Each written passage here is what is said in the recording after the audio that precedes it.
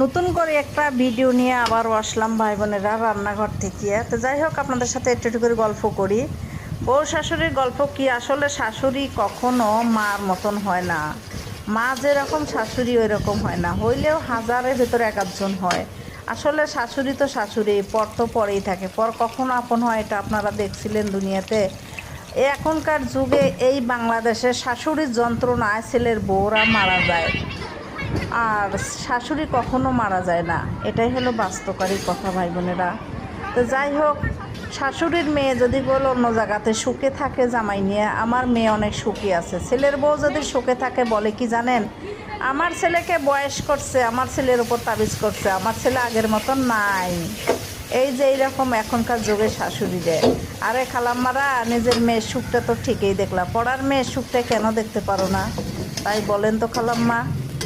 আসলে আমাদের বাংলাদেশটা এইরকমই হয়ে গেছে, কেন যে মানিয়ে নিতে পারে না ছেলের বউকে মেয়ের মতন, সেটা তারাই ভালো করে জানে ভাই বোনেরা।